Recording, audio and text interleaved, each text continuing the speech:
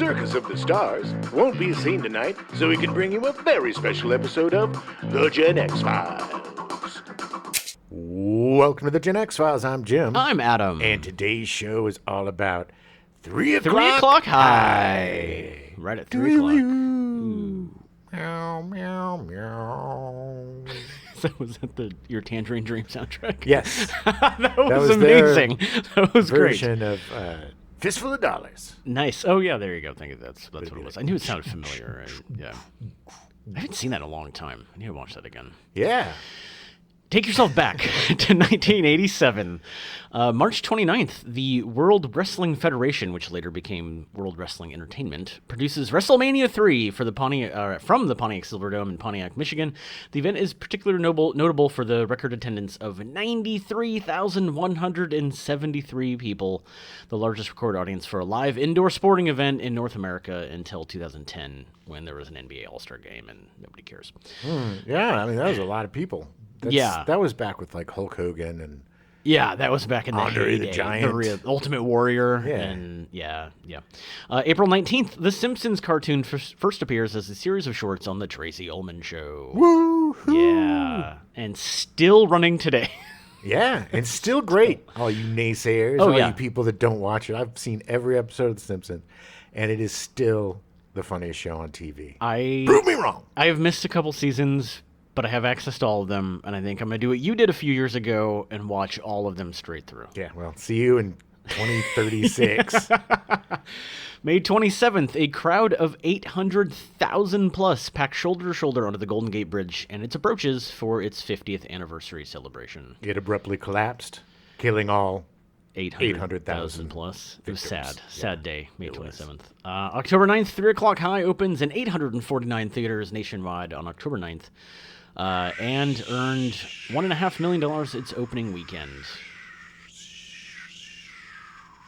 That's to signify that nobody went to see that movie when it came out. It is really kind of sad. The Super movie, sad. The movie did not make its money back. The budget was about $5 million, and it made about $3.5 million. It was ahead of its time, baby. It was. It definitely was.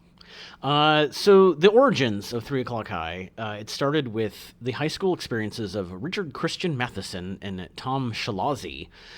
Richard Christian Matheson... Name sounds familiar. Might sound familiar because his father, Richard Matheson, wrote pretty much everything you can think of. Yeah, he's your favorite writer. He is my favorite writer. Thank you, Snivel.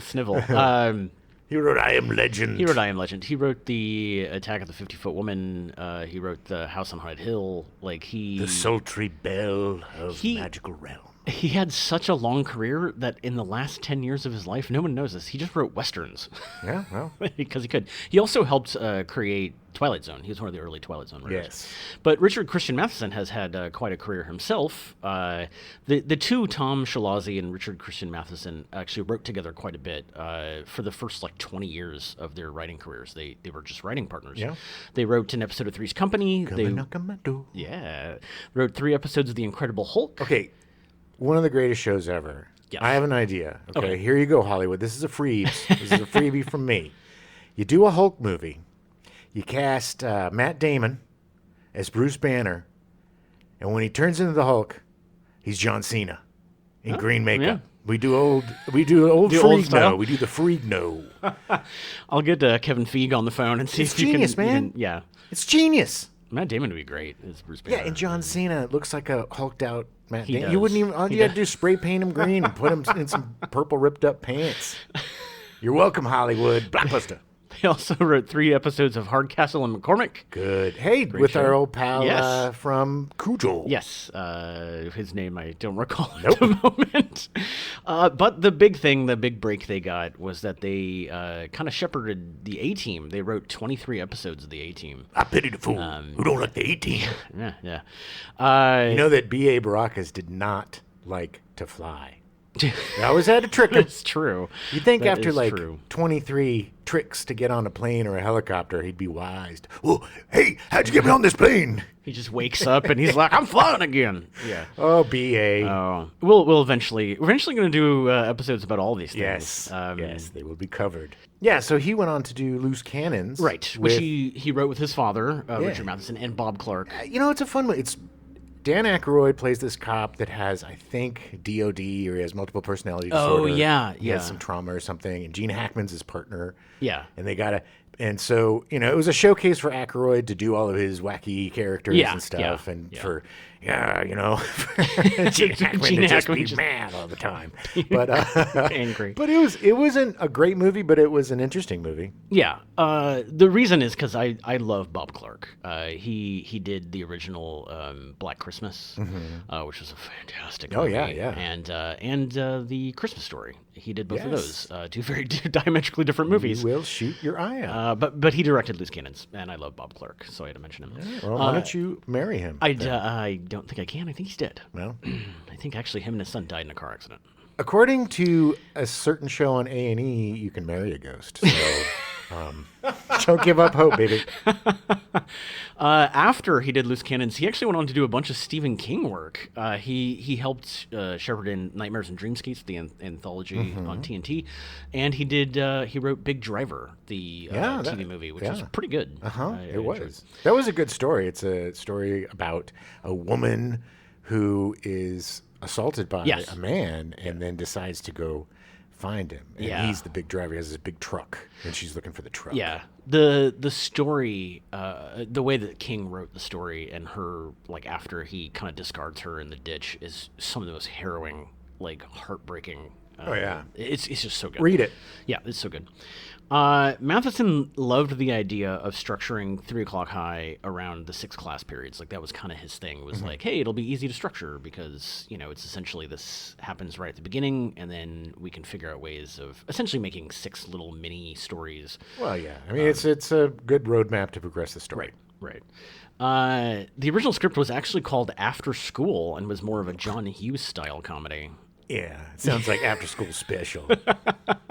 It was more about Jerry, the main character, Jerry. preparing to fight the bully rather than trying to get out of it.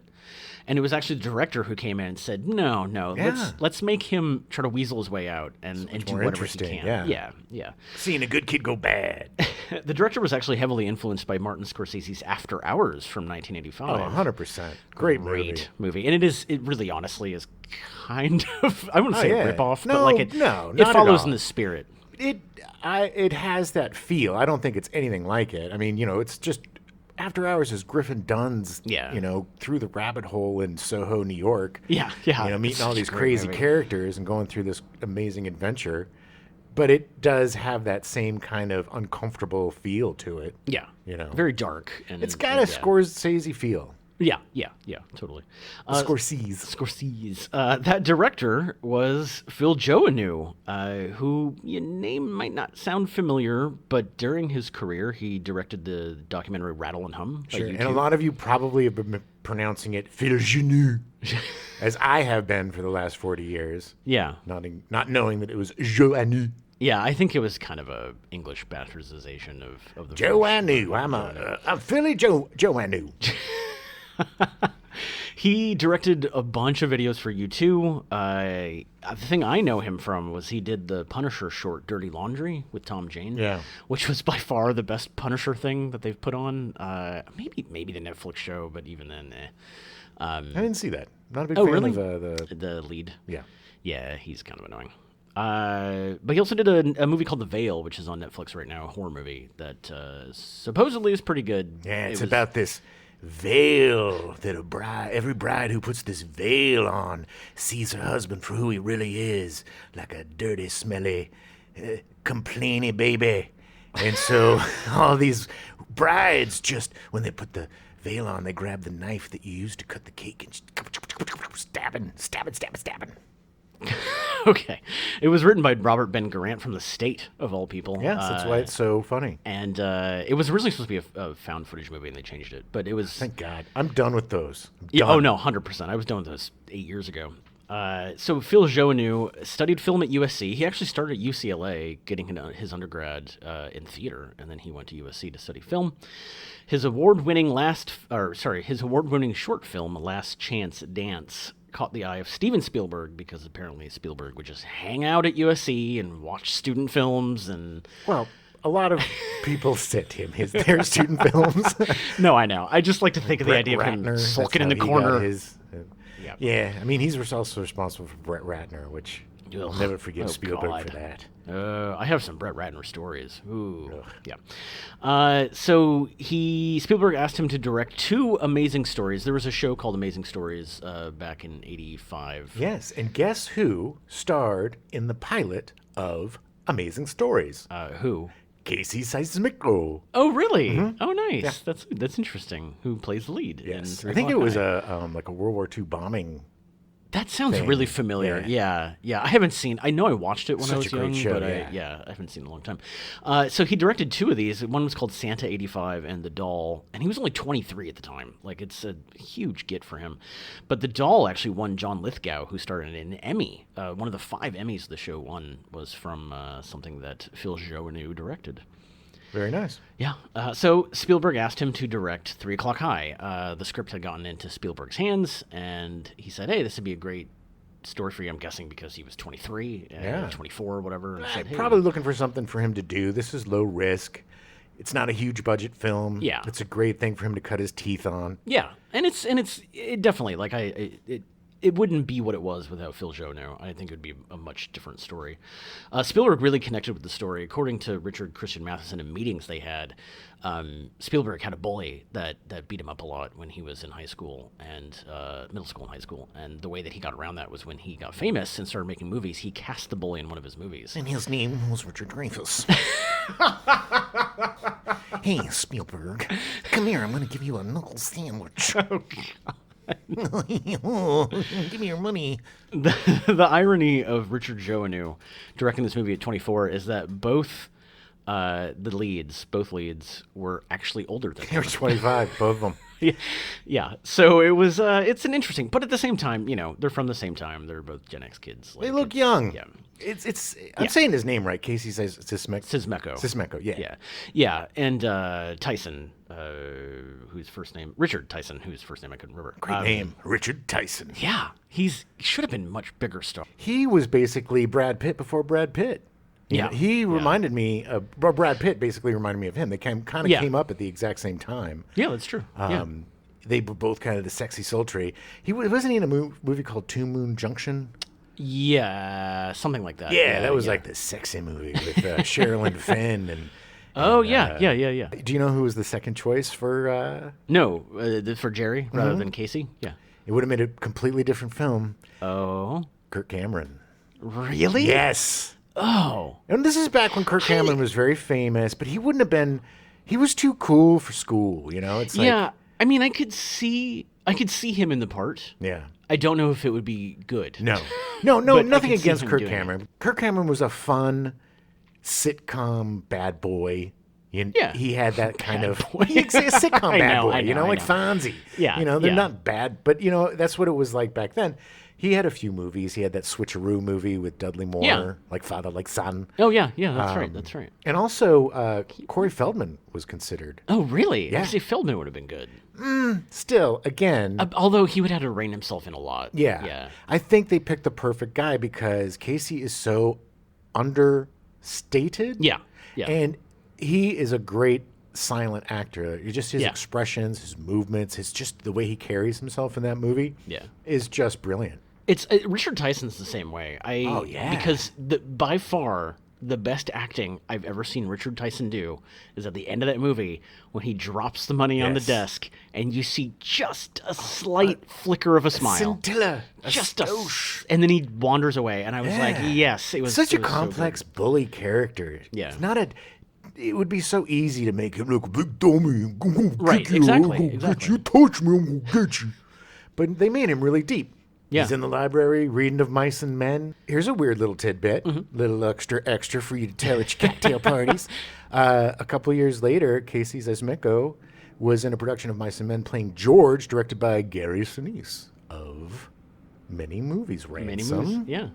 Forrest Gump. Forrest Gump, yeah. Who's actually, he's a huge philanthropist when it comes to the veterans and stuff. You were going to say he's a huge 3 O'Clock High fan. Strangely enough. He actually might be. No, Gary Sinise is a remarkable human being that very few of us could live up to. No, Forrest Gump, in his research going into being the disabled veteran, changed his life 100%. And nobody's, I'm not going to say nobody, but he has been an incredible advocate for veterans and disabled veterans. Great guy. So not that I know him, but he's, but for all intents and purposes, he's a great guy. He does great work. So, I mean, they added on Aaron Spelling and Alan Greaseman to produce the movie as executive producers. Aaron Spelling, of course, of everything on TV, and having a daughter that has Tori Spelling. Come on, man, 90210. Yeah. Alan Greaseman produced Fletch and The Bucket List, a couple of the movies that he did. They had some, between Spielberg and Spelling and Alan Greaseman, they had some weight behind this movie. Yeah. Like, they believed in this movie. Yeah, but they believed in a certain way this movie should go. Yeah. Which was more light, more Spielbergy, more Hughesy, More John Hughesy. And that is not the way Phil Joannou wanted to go. Thank goodness. Because he had to. They ended up shooting the movie in Ogden, Utah. Ogden, Utah is about 10 miles away from this Great Salt Lake. You know, I went on spring break to Utah and to go skiing. Mm-hmm. And we had to buy a license to drink. Really? Yeah. Because it's crazy. It's Mormon a dry town. state. Dry. Yeah. It was crazy. Good skiing. Nuts. I've never been to Utah, so I mean, it's beautiful, beautiful, beautiful. You know, I can understand why they're there. But and the people are Mormons are the nicest people you'll ever meet. Yeah, it's not all Mormons, but a lot Mormons. Yeah. The ones living in those compounds with their own police department, and that's for another day. Ogden only has about 60,000 people in it. It was also, the Ogden Mall was where Tiffany's I Think We're Alone Now video was shot. Think we're alone now. Ogden is probably most famous or infamous for the hi-fi murders in 1974. Delicious. I'm not going to go into it because it is not family friendly. Well, can we talk about it on the Stepdad Show? Yes. We'll talk about it on the Stepdad Show. Yeah. The Ogden High School building is extremely iconic, and I'm guessing that's probably why they wanted to shoot there. All the establishing shots of this building are just incredible. Oh, yeah. The mountains in the background and everything.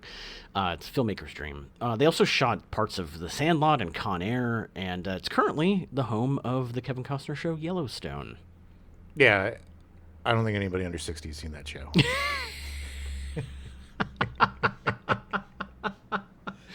I don't think I would disagree with you on that. The movie was shot. They hired Barry Sonnenfeld to do the cinematography. Oh, man. Barry Sonnenfeld is one of the greatest cinematographers ever. 100%. The funny thing is I didn't see 3 O'Clock High in the theater. Mm-hmm. It escaped me. But like most everyone else. Like most everybody else. But I discovered it a couple of years later when I was managing a video store in college. Nice. I had seen Raising Arizona by then because that came out in 87 as well. Mm-hmm. Raising Arizona is one of my very favorite movies ever. It's hard for me to watch now because when I was in college, we got a tape of that and it was on the background. I must have seen that movie 7,284 times. Yeah. Wow. But I can still watch it. So when I managed the store, I just would grab movies because everything was free. Mm-hmm. You know, I just grabbed tapes. And I grabbed 3 O'Clock High, and that was a little 3 O'Clock High when I watched it with my roommates.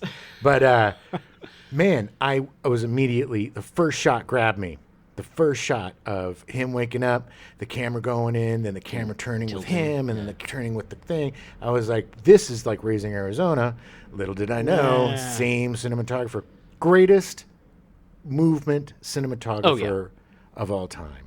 He and the Coen brothers and Sam Raimi all worked together on the Evil Dead movies and on Raising Arizona and Blood Simple and Miller's Crossing. And Sonnenfeld ended up becoming a director, did the Men in Black movies. And, the Addams Family movies. The Addams Family movies. Great director, but I'm just so bummed that he stopped. It just sucks. Yeah. When guys like him or Jan DeBand I know. stop shooting films and become directors. Not that they make their films are great, whatever, awesome. But I wish that they would just do one shooty and one directing, one shooty, one directing, because I miss their talent. Yeah, same. Because he also lends Throw Mama from the Train, and Big, and Misery. Yep. Like and thinking about it, it's like you may not know his name, but when you think about those movies, they all feel the same. Like, And they all have that. Yeah. But he knows how to capture the feeling, because Misery, the way Misery is shot, is nothing like Raising Arizona or 3 O'Clock High.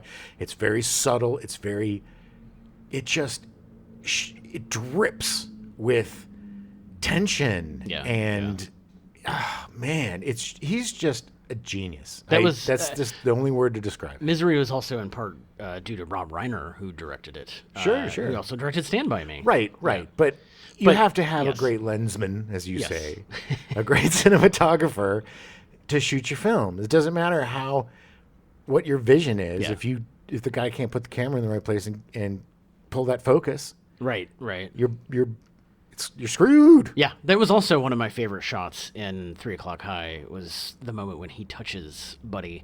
Oh, yeah. And it's like the rack focus from when he slowly pulls his hand away, knowing that he screwed up so bad. Yeah, and they did a lot of really cool camera reveals of Buddy would show up, and then he'd turn his head, and you'd see his face. Oh, yeah, the glaring at hiding him. behind, And that really complicated shot in the gym where it starts on the cheerleader and then does that quick zoom into Jerry's face, and then they start the scene. It's just so. It wasn't gimmicky. No, it all added to the tension and added to the fluidity of the film. It gave a film there's not a lot of action going on per se. But the camera gives you a sense of action. It gives you a sense of immediacy of what's happening. Yes. It turns this mundane day of school into an action film. Yeah, 100%. And my absolute favorite shot, I think, from any movie ever, with the kid about to pull the fire alarm and having the camera behind the fire alarm, like literally being the fire alarm, was so brilliant. One frame tells you so much. Yeah, POV shots are the bomb. So great. And I agree with you. I love the fact, I love the Men in Black movies. Well, I love the first movie. First and third. Yeah. The second's a little mess. Not as bad as you think when you go back and take. I haven't seen it in a long time, but I agree. It makes me sad that he can't put all of his, much like Jan de Bant, can't put all his energies into just shooting a good movie. I wonder if it's really hard for them to work with a cinematographer, because I know Spielberg basically lights his own movies. Cinematographer is basically, and Sonnenfeld does too. He doesn't have DPs. No, he does his own thing. Yeah, I'm assuming Jan de Bont does too. It would be hard. I mean, I don't know. It's like a writer being asked to direct. You're not going to start directing other people's writing. So they hired Tangerine Dream to do the soundtrack. The name probably doesn't sound familiar, but maybe kind of. If essentially we would not have electronic music now if it wasn't for Tangerine Dream. Oh yeah, they are the best. They did some amazing soundtracks. Yeah, they during the 80s they did over 20 soundtracks. They started in their late 60s, and it's weird. The group is weird because it was 3 guys originally, and then it ended up being every time somebody would leave, they would just replace them, and like eventually, except for the lead guy. But when he passed in like 2005. Another guy took over, and the band's still happening. Yep. But they've had like 20 members, and it's just kind of like, okay, whatever. But in the 80s, they did so many soundtracks like Thief and Legend and Risky Business. Yeah, that was iconic. On the train at the end. Such a great soundtrack. They're seriously, such good electronic music. Such good mood music. Yeah. We listened to so many of their soundtracks. It's so great to just sit back and relax to. And didn't they also do the soundtrack for GTA 5? They did. Yeah. Which is fantastic. Good. It's such a great soundtrack. And they did the soundtrack for Firestarter, which I have to mention because anytime Stephen King is brought up, I have to. Yeah, definitely. But GTA 5, man, we probably heard days and days of that soundtrack. Yes. We play a lot of GTA 5 hundreds online. of hours of that soundtrack. Join us. If you have, if you've never heard Tangerine Dream, think of the Stranger Things soundtrack, which was heavily inspired by Tangerine Dream. Yeah, but they admitted it, and Tangerine Dream actually did. Homage their is the word own- they use when they rip off people. But Tangerine Dream actually did their own version of the Stranger Things soundtrack because they acknowledged the Yeah, fact they were like, that here, let's show you how to do it right. You tangerine dreamers. Dream on, baby. All right, let's take a quick break, and then when we come back, we'll talk about casting. Casting. All right. Very interesting. It's always interesting to hear about the people that might have been and how the people that were became who they were in the movie. That's casting. Yeah, that's casting. So we already talked about Casey Sismeko as Jerry Mitchell. You might have remembered him in Back to the Future 1 and 2 as 3D, the guy always wearing the 3D glasses. He was also in Stand By Me as Billy Tessio, Vern, the fat kid, his Vern, brother. what are you doing? Yeah. He was also in Young Guns. What? Oh, that's Yeah, right. Man. we talked about that. Did we? I Oh, mentioned wow. this I factoid when we did the Stand By Me show, which was only, what, like 2 weeks ago? Yeah, I literally block everything out as soon as we finish. I'm sorry. I don't know, man. He was fantastic. He was great in this movie. He was. He's no Kirk Cameron. Thank God for that. Kirk Cameron. He embodied that every man. Like, they were extremely happy with getting him in as It's Jerry Mitchell, which is a great name. Jerry Mitchell. Jerry. The great thing about Jerry is Jerry's not a nerd. There is no real stereotyping in this movie. Yeah. They have people in weird outfits, like the guy that is dressed like one of the guardian red- angels. the red you know? What the beret, hell is yeah. that thing? Is he he was a guardian. he's the angel, Utah yeah. chapter of the Guardian Angels. But yeah, I mean, these kids acted like kids. They didn't, he was a good kid, a good student, ran the store, but he wasn't picked on or a nerd or anything. No, he seemed generally well liked. Yeah, everybody kind of didn't seem like that kind of BS in this. No, and it's not. He definitely, like, the upper echelon of the popular kids probably didn't know who he was. He had his you know what I mean? place. He was on the newspaper. Yeah. He was running the store. He had a lot of responsibility. yeah. But the cute girl, when she finally noticed him, Yeah. he was like, hubba hubba. When she bought her paper and her pen, and his smooth move was, when you're laying in bed and you're writing in your pad, you won't run out. You won't have to shake the pen or run out of ink. And she says, I don't do homework in bed. Gulp. That was, from watching this, because I remember watching this. I didn't see it in the theater either, but I definitely saw it on Showtime Sure. or Cinemax or whatever. Yeah, most people. Remember watching it a lot, and that scene, and specifically the pin, the writing upside Mm-hmm. down, stuck with me for so long, because I was like, that's brilliant. Pins that can write upside down are brilliant. Yes, the astronaut pens, as they were Yes. called. the They're very astronaut expensive. pins, Yeah. But you don't do homework in bed. The bully, The buddy. the bully was played by Richard Tyson so in good. his film debut, his feature debut. You may remember him from, he was in Kindergarten Cop. Yeah, bad guy. Bad guy. He played bad guys a lot. Two Moon Junction, as I said. Two Moon Junction. Is the hot, sexy guy taking his shirt off a lot. Smoochy smooch. He was popular enough that I remember when I was sitting in the theater and saw There's Something About Mary, and the scene where Yeah. he picks up the hitchhiker and they get arrested, and it was the detective. I was like, oh my God, it's that guy. It's Yeah. that guy. Yeah, he was great. He was so fantastic. It's always great to see people that you dig show up in stuff. Yeah. He had a long career. He actually, apparently at one point in 1990, he was playing Genghis Khan and in a feature. And yeah, I know. What? Yes, that look was exactly my thought. Well, guess what? They shot about 2/3 of it, and then the movie disappeared. This has never been shown, never been seen. It's gone. Rightly so. Which is odd because that's something else that happened. Something that happened with Phil Joannou. Total side to put a speed bump in. He was working on a movie in 1999 called Entropy, and they shot it and they edited it. It was screened once and then disappeared, and I literally remember has the never name. been seen. That's It's weird. apparently just gone. I was like, oh, Unfortunately, Richard Tyson, in his later years, these last couple years, has had some problems. He got arrested twice in 2 weeks for public intox and burglary. Yeah. Just It really gets sad, tough, man. He's got to be in his 60s. Early 60s, yeah. Hey, man, it's a rough ride. Hollywood will chew you up and spit you out. Yeah. You're on top one day, and then the next day you can't get a... You're on top one day, kid, and then the next day nobody's calling anything. They lose your number. No, but seriously, it is a really tough business. And you don't... Even these guys were stars in movies in the 80s and stuff. They were making millions of dollars. No. And that stuff doesn't last. And it gets tough. You Yeah. get sad. You lose your fame. It's got to be tough to go from being the big guy to just another dude on the bus or whatever. You know, Yeah.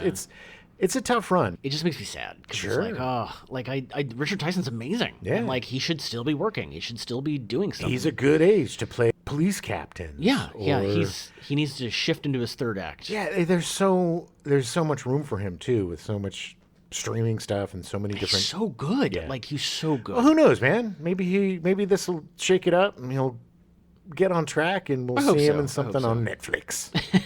Because he did not have very many lines in this movie, but man, he was fantastic. Well, he was a very interesting bully. He was crippled by his fear of being touched. Yeah. He was psychologically damaged. Which is weird and interesting because why? Yeah, He played exactly. football, so because the guy he fought, the football guy he fought, they played football against each Yeah. other. So there was a point where something happened. Yeah, who knows? And whatever happened, he wants to be left alone. He just wants to be left He alone. doesn't want people to know his business, and he doesn't want to be touched. Exactly. And he's no dummy. One of my favorite parts is after God. that. He's so. The thing that is great about this is that he isn't a dummy, and he's pretty much one step ahead of Yes. Jerry every step Every of the time. way. Yeah. Jerry tries everything to get. This is what I love about this movie, because originally, in Spielberg's hands, Yeah. it was supposed to be, like you said, more of a John Hughes. yeah. Getting ready for a fight. Team We're going to comedy, train, yeah, and then yeah. we'll have this big fight at the end. That'll be, the triumphant. It's like Rocky, right? Yeah, it's exactly Rocky in high school. Boring. So Joe Anu decides, we're going to go a little Scorsese, and we're going to make it dark, and we're going to have this good kid go bad, and then eventually the bad kid go good. No. Because Yeah. at the end, Yeah. Buddy, what's a great name too? Buddy Rydell. Buddy Rydell. Buddy yeah. Rydell, which just sounds like Sounds all American. he and- said Buddy yeah. Rydell. Sounds like he should be hanging out with Archie and Jughead in the gang. It's totally true. But yeah. it's I love flip flops. I like it when they flippity dippity, Yeah. and things that you expect don't happen, and the things that you don't expect do happen. And Right. watching Jerry just destroy himself out of fear, Yeah. and I get it, man. Oh yeah, I would do it. I would do Kid the is sing. frightening. Anything you can to get out of Buddy it. is a walking nightmare. He's like 3 times his size. yes, and he's been held back because he's 25.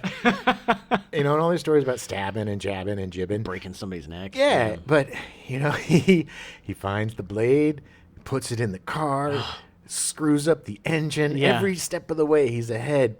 But when he cheats off of Jerry, and then they go into the principal, and then Jerry is always Jerry is always angling to get out of Yeah. the fight. Yeah. He's like, I did it. I was the one cheating.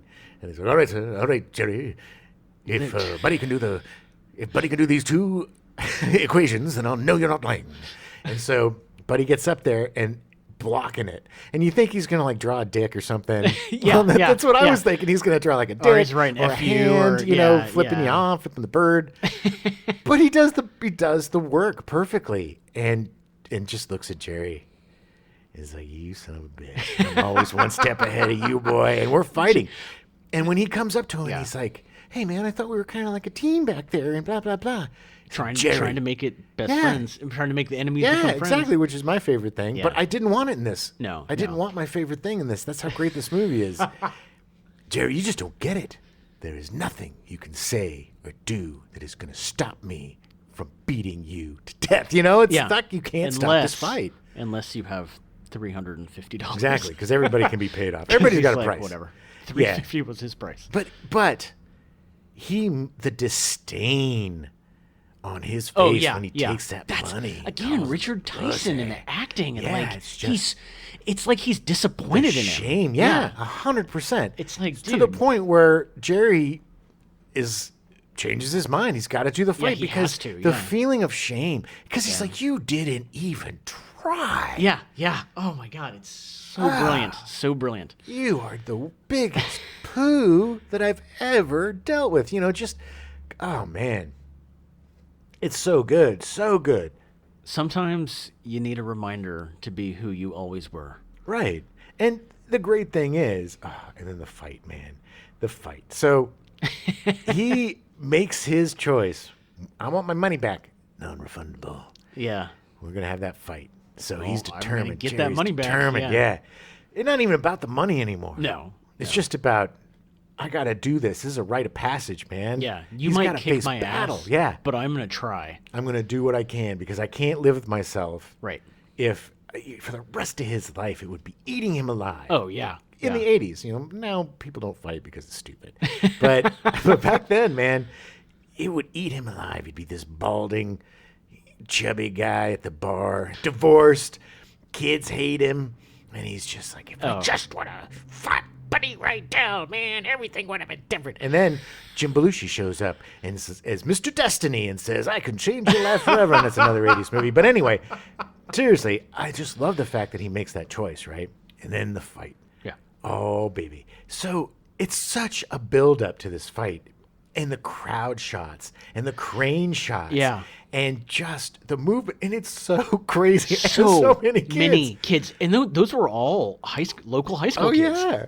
And there were in the windows. And Yes. just everywhere. Literally It was everybody. Mad Max, everybody baby. in town was there. Thunderdome, yeah. If you were under 18, you were there to watch this guy get the shit Oh, kicked out it's of him. so great. And they face off. And then here comes the principal. You're going to stop this. Get back to class. And John P. Ryan. Oh, God, I love him. He was so He's- great. Yeah, I totally forgot that was him. Yeah. When I looked it up, like he's such a good actor. He was in like Dirty Harry yeah, and I didn't- stuff. He was. yeah. He did a lot of like He was so phenomenal. Clint Eastwood stuff, and it was always kind of like, hey, he's always sweaty and tense. Yes, always the Yeah. sweat. And he's always yelling about something. You're not gonna get me, Dirty Harry. He just had this look. He was just frantic all the time. Frantic. He again. You have the caricatures of the Gestapo security guys, which Who is great. literally has books on his desk, Nazi war Yes, crimes. exactly. But the principal or dean, I'm not sure. Let's just say principal. Yeah, principal. It's a high school. America. Yeah. Well, technically, the principal was John P. Ryan. I think the other guy, the Nazi guy, was the dean of Yeah, students. yeah. But John P. Ryan, his character too, he wasn't predictable at the end when one of my favorite actors, Philip Baker Hall. Philip Baker Hall, yeah. I love him so much. All right, Terry, come with me. And the principal comes up and says, "Not today, detective. I think he's been through enough today." Yeah. Yeah. And You just can talk because to he him knows, he tomorrow. gets it, man. He doesn't. He's not an a-hole. He's a human being, and he understands all this. Even though he got knocked out. Yeah, he did get punched in the face. I mean, The greatest is when Jerry's about to knock him out. He wakes up for like 1 second. He's like, "Don't screw this up, Mitchell." And so the fight, right? So again, principal comes up here. We're gonna stop this. Can't do it, buddy. Bam, pops the principal in oh the my God, face, knocks punches him out. The principal in the face. Oh my goodness! So we're getting at it. They're starting. Here, hoop, hoop, hoop, hoop, hoop, hoop. Here comes the security guys. Mitch one of Pileggi, which is Mitch Pileggi. Such a great. You would know from the X-Files. Oh, Skinner on the X-Files, yeah. God, In he's this, so great. And he's he's got, like- that weird golf ball in his mouth. Yeah, it must be chew I or don't something, know but he's got whatever this it weird is. thing in his mouth, and he looks like a cartoon. Yeah, He yeah. is so bizarre. His scenes are amazing. And he comes in, and he gets popped. Oh, just knocked out. immediately And knocked then the Nazi Joe is like, dean. ooh. He He's like, I'm going to go turns now. and runs. And so then the fight is on. Pop, pop. Jerry's getting it. And then Jerry, he gets a punch in. And Yeah. the look on Buddy Rydell's face So when he brilliant. gets popped and bleeds his own mother effing blood it's just shock. And it's on. So we got the brass knuckles coming out. Oh, he and has to now, yeah. Yeah, and just such great. Well, it was even after. This is the thing that I was like, oh, okay, because Buddy hits him and knock essentially into the down and down, Yeah. and then he pulls out. But Jerry's not getting up. Buddy pulls out the brass knuckles. In I was like, oh, dude, man, this is a little much. Got to take him out. Little Gotta much. show him. Got to show him there's He would- consequences. He hit Jerry in the face with brass knuckles. He would be dead. Yeah, well, and then Jerry's buddy, who, what happens is Jerry gets assigned the story at the beginning because he works for the newspaper. The newspaper, yeah, And or newspaper he gets class, assigned yeah. a story to do a puff piece on the new kid, Yeah. Buddy Radell. And so he basically, in the bathroom, touches Buddy, and then the fight is on. Yeah. And through the course of the day, his friendships are tested, Jerry's, and he Yeah. ends up blaming his buddy because he well, being the impetus of this. Yeah, And they yeah, have a big yeah. falling out. And then out of nowhere, Jerry's little buddy. Like Spider-Man. He comes jumping on his back. I mean, Buddy just tosses him off like he's a stuffed animal. He got one of the nuts. Oh, yes. Oh, hard. Oh, one of the greatest, Hurt. most Hurt. absolute painful nut shots in cinema history. Yeah.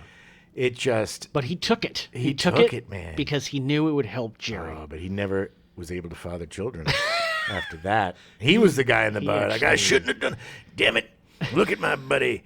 Mitchell went on to be a software engineer and start this computer business.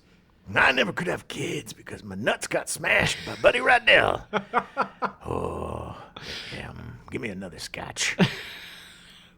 Not a lot of bright futures for No, the no. people in this movie. And then his love interest, who he was, the one part that was really weird was this bonding Yeah. part between the two of them that was never really explained. Like, she has a spiritual guide. In the store? Mm-hmm. Yeah. She has a spiritual guide, and I think she was using this guide as kind of a excuse to have a little doodly with Jerry. Yeah, yeah. I think she was into Jerry, and she was trying to figure out a way to... Or because when they kissed, it was so magical that they Mm-hmm. didn't want to just have sex. Right. To join the Right. thing. So it made it more important, which is cute. But she possible. comes and is like, blah, blah, blah, blah, blah. And Buddy grabs her by the face and shoves her. Oh my God! into the crowd. I was like, dude, a little much, but it's Buddy Rydell. Yeah. Like, all those stories, maybe they're true. Look, they're standing in the way of Buddy doing his job, and his job is Jerry Mitchell. He's got to work that anger Yeah. out on Jerry And Mitchell. so during the melee and the bloopity bloop, the brass knuckles, Yeah. they go scooching across the yeah, asphalt. because the friend Spider-Man's onto his back. Yeah, And Jerry's little sister, she sees him yeah. and she gives him the eye. Jerry. Eye signals. Jerry, get the BNs or BKs. Sorry, his knuckles is with a K. BKs. My knuckles are with an N. I don't know what you're talking about. So he gets them and deftly hides them behind his back. And Well, the yeah. shot of Buddy coming to punch him Yeah. is freaking Jaws, dude. It's horrible. It's so It scary. is Him coming going to knock with his that head off. punch. Yeah. That performance again. Such a great actor. Comes in, misses, and then takes a shot. Right. I thought he was going to hit him in the side of the head, but Yep. man, right in the nose. And then the pop, the look, and the drop. But the utter surprise. So great. So great. And again, such a good fight, shot so well, and without losing the ridiculousness of a high school fight. Right. Right. It's like it has all those like stupid. Well, I would say it is really interesting that by the end of the fight, Buddy Rydell has knocked out like 6 adults. Well, I mean, yes, it's stylized, and it's not like every year. Look, man, every time in the '80s that I got into a fight, I popped at least 6 teachers. It's just how it goes, baby. It was the Thunderdome. No, but I mean, what I mean is, yes, it was very stylized and Yeah. it was very over the top, course, but it of didn't course. lose the essence of a high school fight, which is the students cheering and the tides turning. And just the way that people react to this kind of stuff was just amazing. Which is, yeah, I've witnessed fights in high school, and a good buddy of mine, actually, I used to hang out with my brother and his high school friends, and we were all grades, and there was this like mechanic. He didn't really fit in with us. My brother was a skater, and I kind of hung out with him and latched on. Eventually, my buddy Chad and him got in this fight, and I've never been that close to a fight before. and watched Chad break his hand on the guy's face. Oh, man. Yeah. And it was literally the crowd gave them just enough room to be able to fight. And I was like, it's like a movie. This is like a movie. So, fight's over, right? Yeah. Boom. Just like every good horror movie, Buddy Rydell is gone. The body has disappeared. He's not there. He's still alive. Well, of course he's still alive. So he disappears. You know, we get the cool moment with the principal. I think this boy's had enough today. And we think it's over. You do John P. Ryan really well. I love John P. Ryan, man. You I love do him. that- I'm you going to do do it a really one-man well. show as John P. Ryan. You do that really well. That was Thank good. you. Appreciate it. I've studied John P. Ryan for decades. And then you got the next day. And the next day, the detective's coming back, baby. He didn't squash that. He just said, No. He's He had said, enough for today. you can see him tomorrow. Yeah. So, Jerry, he's going down. Yeah, he knows. You can see it in his face. Casey Sismeko, such good acting performance. Just the resignation. Yes, but he's like, hey, I deserve it, baby. I got it. My comeuppance. I got to take my lumps. Yeah. Because I did the dumps. Colonel Emmett would say, you got to take the dumps when you make the dumps.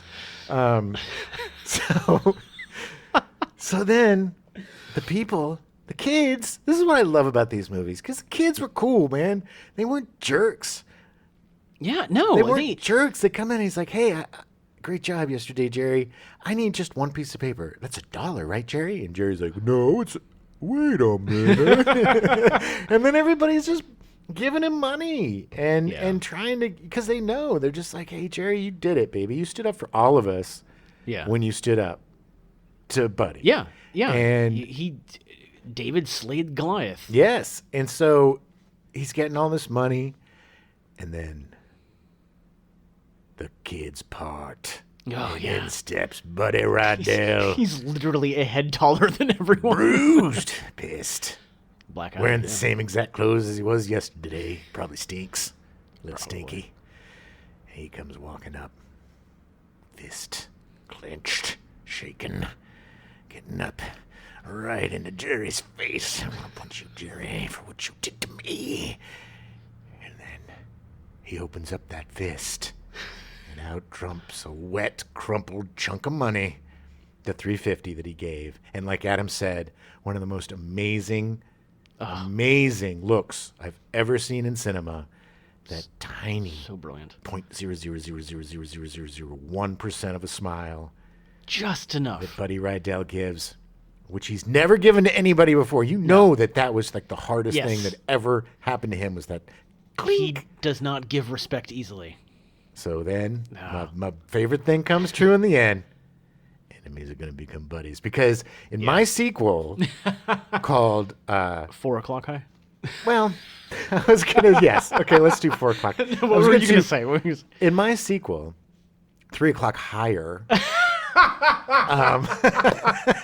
because it's the 80s and that's how it goes. Yeah. Buddy and Jerry go on a road trip together before college, before Jerry goes to college, because Buddy's not going to college.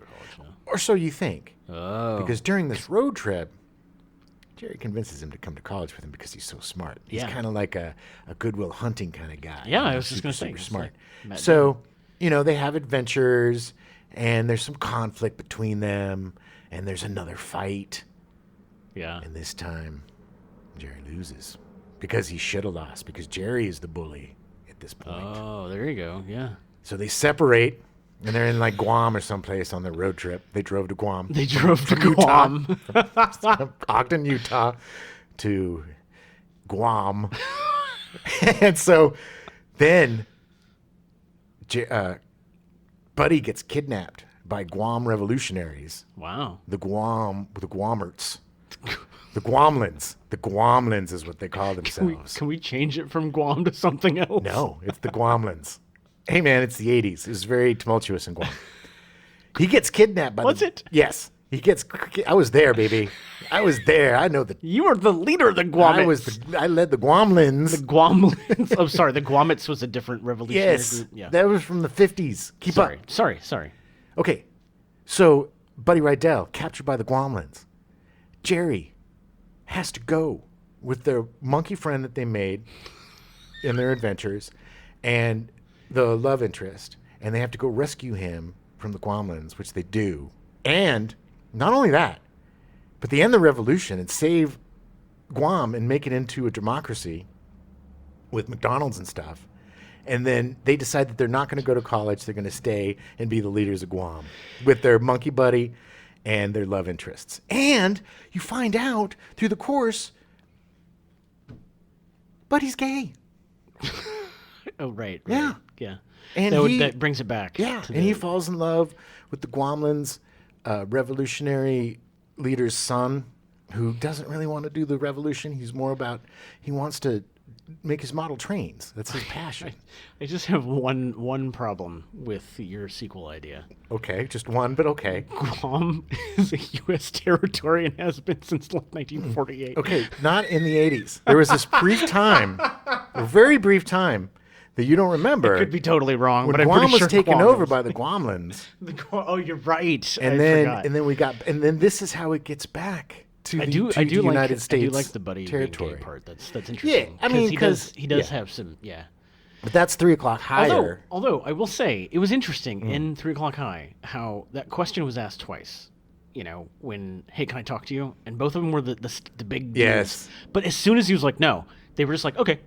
Yeah, like it was I mean, never look, you know. they throw around the F word Yeah. a lot in the 80s and in movies. Yeah. And there's an interesting article with Matt Damon again. keep going back Bruce to Matt Banner, Damon our today. wish list Bruce Banner, where he talks about his daughter wising him up to the word and him retiring it because it's something that we all said back then. It's like Yeah. it's like when everybody in like the 90s and early 2000s said everything was gay. This is gay, that's gay, that's gay. Yeah, And then we're yeah. like, you know what? That's not cool. Yeah. And we stopped saying it. Yeah. We evolved. We stopped saying it. And I think a lot of that, was just part of the vernacular and not necessarily a hate slur, but it was also like a time Yeah.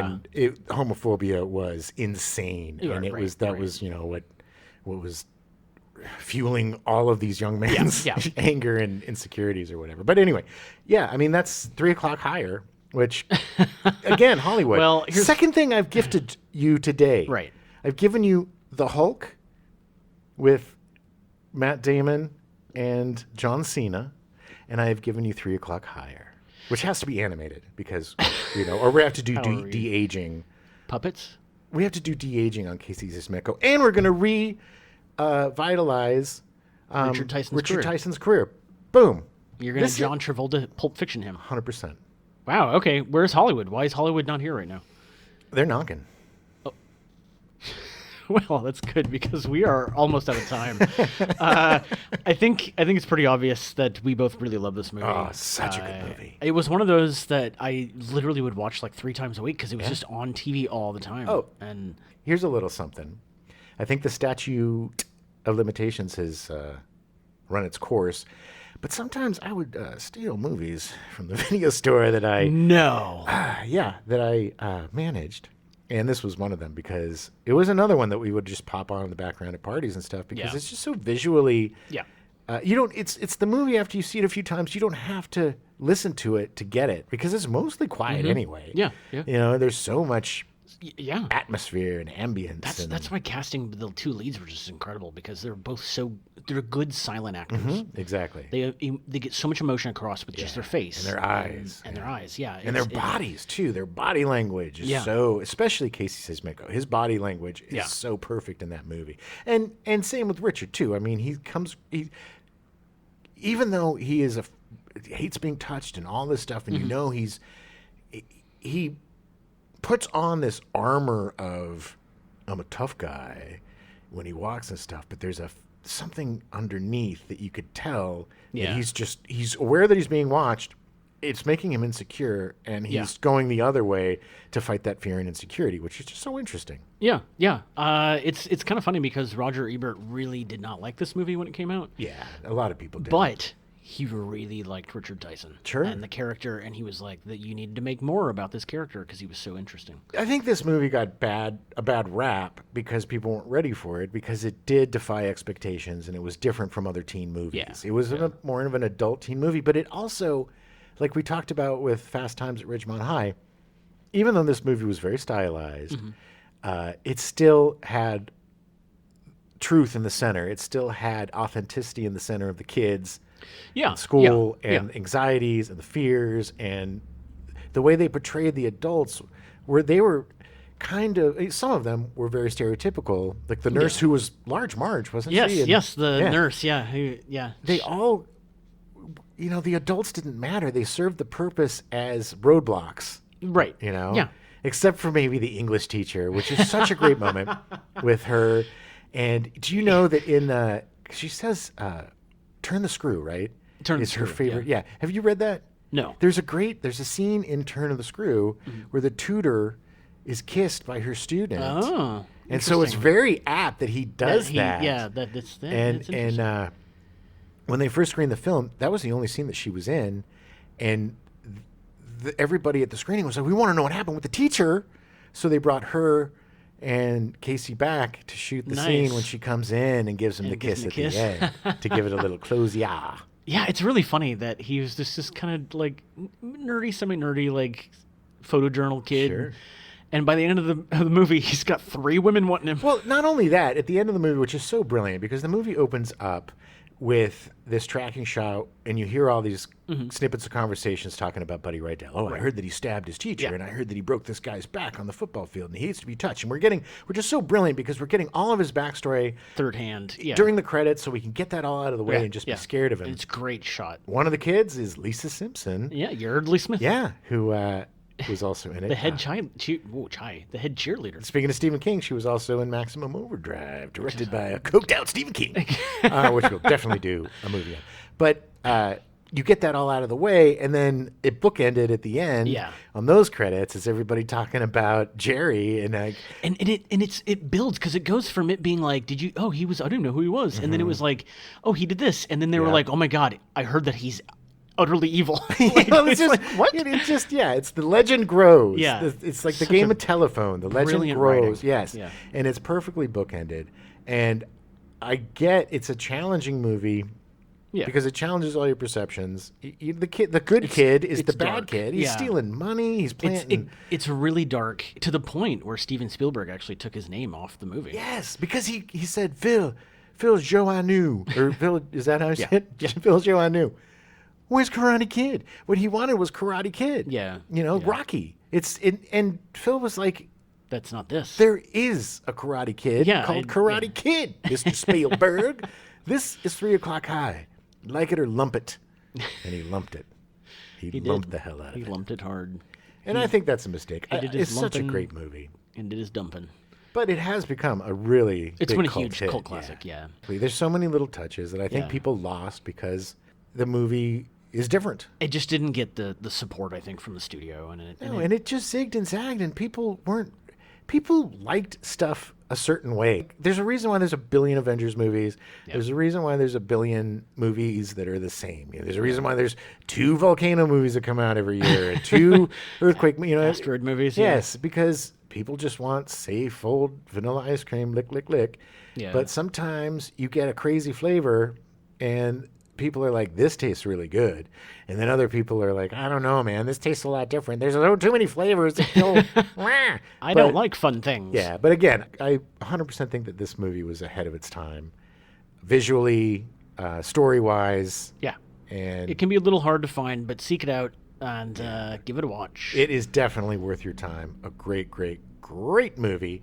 And the last actual movie of our summer our back to school September. We'll be back next week with For the Stepdads show. Yeah. Talk about our personal high school Yeah. fun stories. And we're going to see if Adam will talk a little bit more about the hi-fi murders Yes, instead of being so I cagey. will go into it. I will not go into it for long, but I will go into it. And I'm going to hold you to that. Thanks for joining us.